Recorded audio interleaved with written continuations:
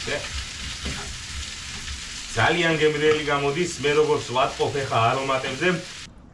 ძალიან გემრიელი გამოვიდაო. შეხე. დღეს მინდა მოგიმზადოთ და შემოგთავაზოთ რაჭულ იტალიური კერძი, ეს არის პასტა ლორით. დაალაიქეთ, გამოიწერეთ და დავიწყოთ. პირველი რაც უნდა გავაკეთოთ, ეს არის რომ გაზზე უნდა გავახუროთ. ტაფა და სულ ცოტა ზეთი დავასხათ. რომ აი ქართულ გემოზე მოვხალოთ და ქართულ გემოზე გადავიყვანოთ იტალიური პასტა. სვანაირად კეთდება იტალიურად, მაგრამ ჩვენ ხო საქართველოში ჩვენებურად გვიყვარს. ხოდა გახურებულ ტაფაზე ვაყრით პასტას, იტალიურ პასტას ქართულ ტაფაზე. და უნდა მოვხალოთ ეს რა. აი მოხალვის პროცესში.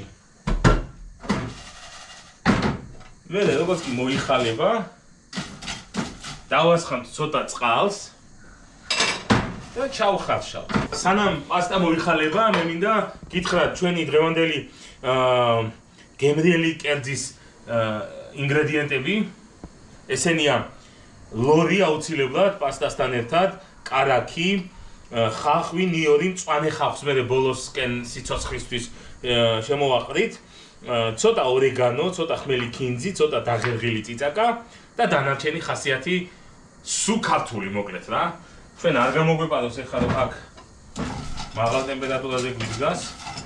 ვურიოთ, შიგადაში რა დაგვეწვას და სანამ მოიხალება, მანამდე ჭრით ლორს ცოტა საშუალო ნაჭრებად, რომ გემრიელად ჩაჯდეს პასტასთან ერთად. აი ესე. ქართულ ნაჭრებად, ქართულ, აი ესე, ოჯახურ ნაჭრებად. აი, აუცილებლად უნდა სცადოთ რა. მე ბევრჯერ გამისინჯავს და გამიკეთებია და ეხა ეს ქარხნული ლორია, მაგრამ ქარხნული წესებით ნახული, მაგრამ გამიჯერეთ აი ოჯახური გემოებითაც ძალიან მაგარი გამოდის. ნამდვილად მოგეწონებათ. მე ცალკე იმ იმას მოხალულს რო გადმოვიღებთ, ცალკე თეფშზე მოვხალავთ და შევწვავთ ლორს და ხახვს და ნიორს ერთად. ხა. აჰა, ეს დავჭერით. აუ ისე სულ მაგარი გემოა. ეს არ დაგვავიწყდეს, შიგადაში გურიოთ.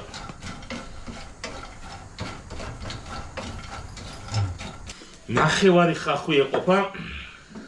ამიჯერეთ ამ ტაფას და ამ რაოდენობას. ოჰო, აქიდან წამოიღოს სუნები, ბიჭო, კარგია, კარგია. ესე, ცოტა კიდე შეწითლდეს და მე მოვასხამთ წყალსაც. ესეთ ნაჭრებად. წითელი ხახვი, ჩემი საყვარელი წითელი ხახვი.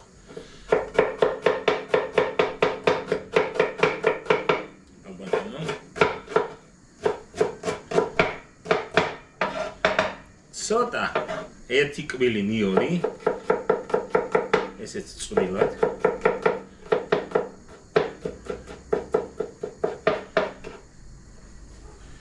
თავარი რაც არის ახლა წყალი უნდა მოვასხათ.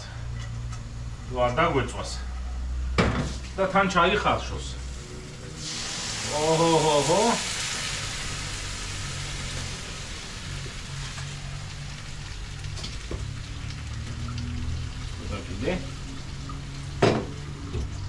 და ეს წყალი ახლა უნდა ჩაუშრეს. შეხე რა ლამაზებია, ბიჭო.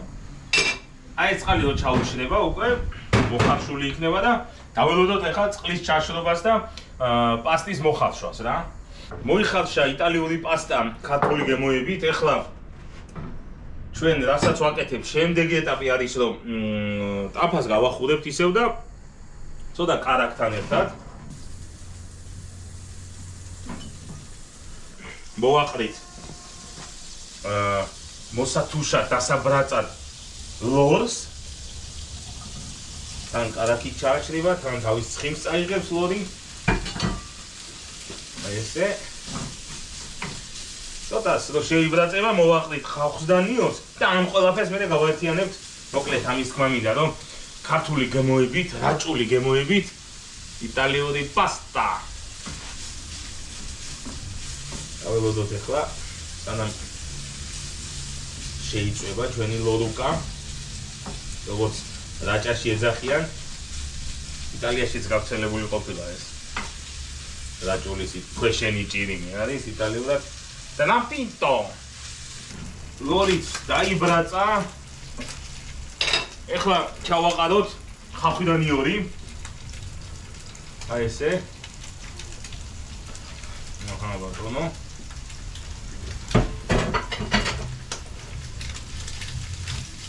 მოვურიოთ და გავუკეთოთ სუნელები. სუნელები ეს არის ხმელი კინძი.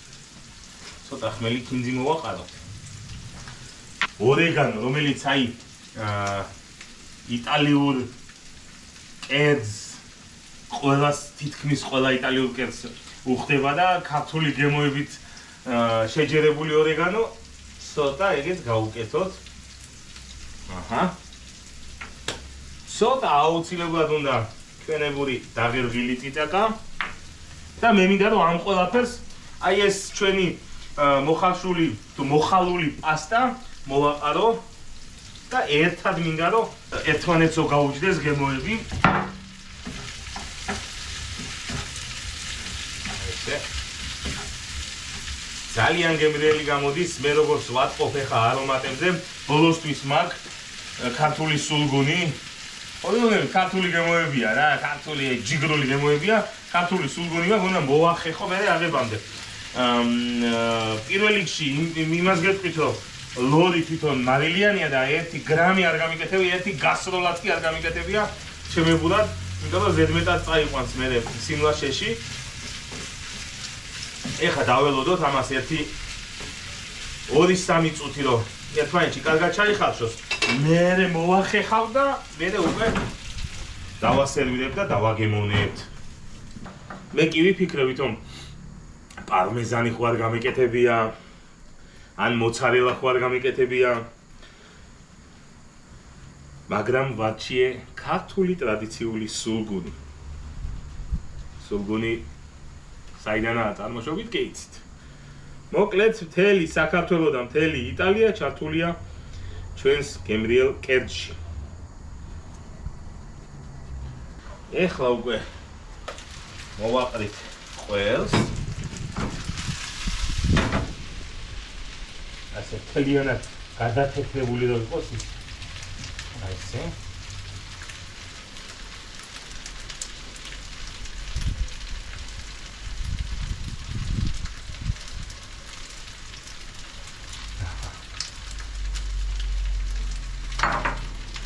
და ამას დაველოდოთ ეხლა კი უნდა 1-3-4 წუთი და დაბალზე დავაყენოთ. ქართული გემოებით გაჯერებული იტალიური პასტა. რაჭული გემოებით გაჯერებული იტალიური პასტა, რომელიც უნდა დავაგემოვნოთ და გავსინჯოთ და აი ჩემი ემოციით გადმოგცემთ დღევანდელი ჩვენი კერძის ხარისხს და გემოსაც და აბა ეხლა გავსინჯოთ. ეს ქართული ყველი მაგრამ მოუხდა, რაჭული ლორი მაგრამ მოუხდა.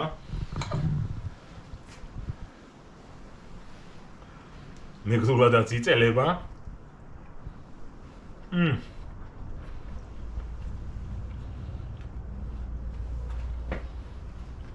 Perfetto. ძალიან გემრიელი გამოვიდა, ო? შეხე? შეხე?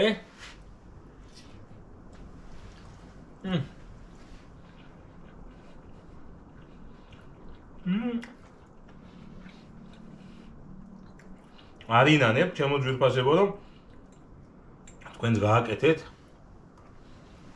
ნამდვილად მაგარია. მოკლედ,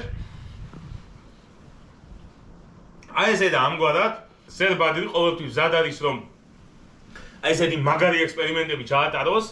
ამასობაში კიდევ დალაიქეთ, გამოგვიწერეთ და მიყვარხართ!